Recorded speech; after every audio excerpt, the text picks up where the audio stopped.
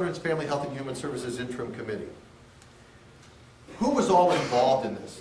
Because it's very important to understand that a lot of work on the issues that we are getting hit with by people who are not in favor of medical cannabis, as well as by cities. You know, I said I was at the Billings City Council meeting. There's a lot of bad information out there.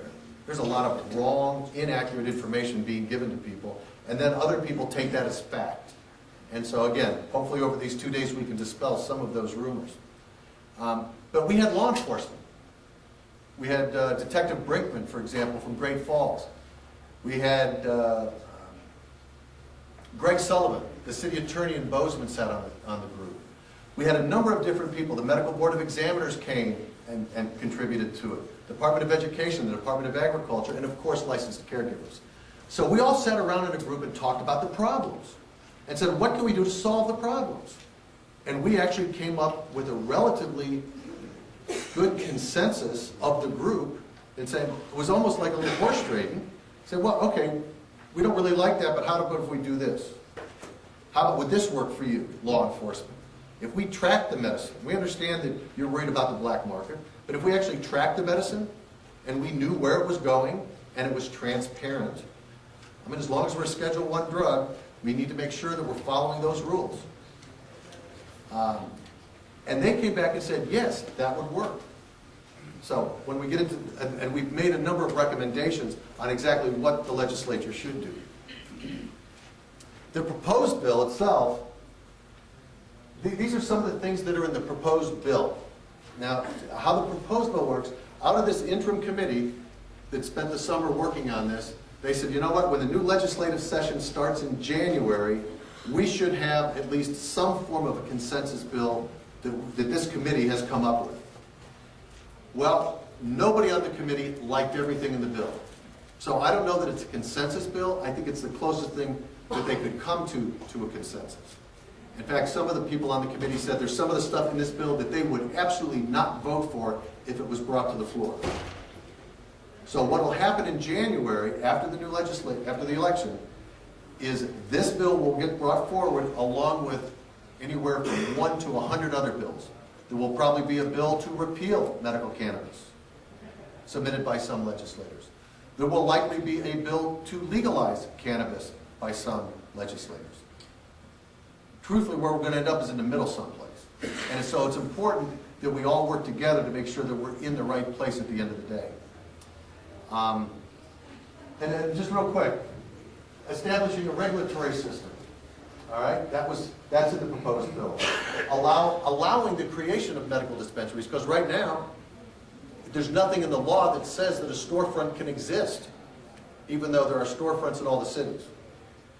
There's nothing specifically saying that it can exist. The bill calls for placing a ceiling on the amount of cannabis that could be sold to a patient in a given period of time. Right now, the law says 1 ounce per transaction.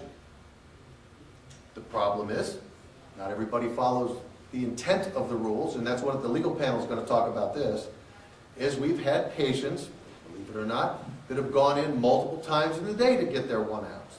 And they probably may not be consuming it all themselves, and that we have to stop. We just have to stop. You can't.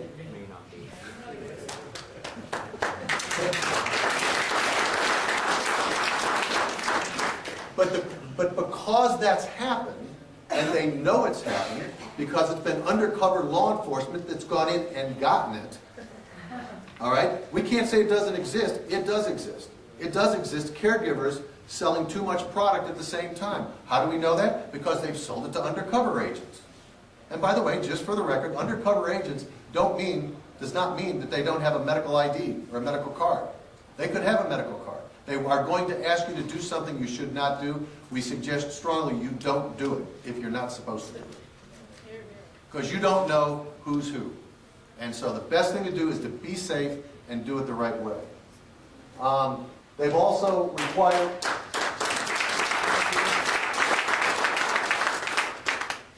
They've also... we're going to require patients be Montana citizens. And we're going to get into what of these things we disagree with. I mean, I'd like to just tell you right now, but I don't want to. I mean, it's insane. I mean, we have a lot of cancer patients that come into Billings out of Wyoming for treatment. Why should they not be able to have their medicine when they're in this state? Yes, they can't take it home. We understand that. They understand that. But if they're going through the chemotherapy, they need it now. And they should be able to get it. So that's obviously one we're against. As we are with the limit to 5 patients. You've heard this. There's absolutely no support for that out of the medical cannabis community. None. Especially the Montana Medical Growers Association. We think the structure we have right now with caregivers and the way we deal with patients is very similar to the way it should be. Not 1 or 2, 3 large growers, not 1, 2, or 3 large caregivers, no. And what you'll hear in the agricultural breakout is why there will never be a state farm in Montana. There can't be. It won't work. There's a new mite out called a hemp mite that only affects hemp and cannabis plants. It's the only thing it affects, and there's no cure for it right now. One university said if you have a problem, what you need to do, find a new location. Now imagine if there was a state farm and the entire state farm was lost. That's why you can't do it. This is not about big farms. Not the cannabis. Hemp, yes, big farms. Cannabis, not. One of the big issues that we've heard about is the standard of care that the physicians offer. And the medical board has come up and tightened their standard of care, but they were considering putting into the legislation something that even tightened it harder, telling a physician how to do their job. Well, I don't know, it's my opinion that the physicians have gone through quite a bit of education. Whether they're educated on medical cannabis or not, probably they're not. You know why? Because we don't have pharmaceutical reps going in presenting to them. You know, that's why they don't know about it, which is what we're going to try and do, is have seminars for physicians so they actually understand what this is all about. Then this one we don't really have a problem. No financial relationship between the physicians and the caregivers. We know a lot of caregivers have put physicians in their locations to help the patients along. But as this grows and more physicians are willing to recommend, we're not going to want to be doing that anymore. We're going to want it separate. So you have to make sure there's no conflict of interest, because a patient should be able to choose whatever caregiver they want, not just because they got their license from the physician that happened to be working out of that office. They wanted to add to the bill prohibiting the use of cannabis in public. Well, I think Irvin's going to talk about usage of the medicine in public. And it's tough to regulate common sense. Doesn't work, can't regulate common sense. But that's really what we want to talk about, and Irvin, I'll let him address that more. We're obviously against this, but repealing the affirmative defense. Right now, the affirmative defense has really protected patients. And maybe at some point in time, we can look at that not being part of the legal bill, but for right now, it still needs to be part of the bill in our opinion. And the thing we totally disagree with is, again, because chronic pain, so many patients now have chronic pain. Anybody? Yeah, almost everybody. Well, it's estimated by the pharmaceutical companies that 25% of the population has chronic pain. And I've got a slide on that in a couple of minutes.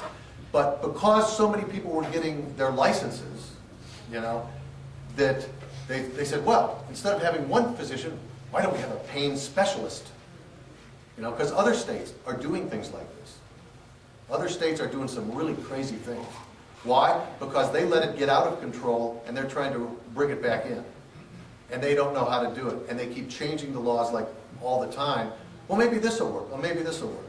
Well, that's why one of the things that we're going to say in a couple of minutes is we don't want to follow what any other state is doing. Montana's unique. The people of Montana are unique. And we don't want to be any other state.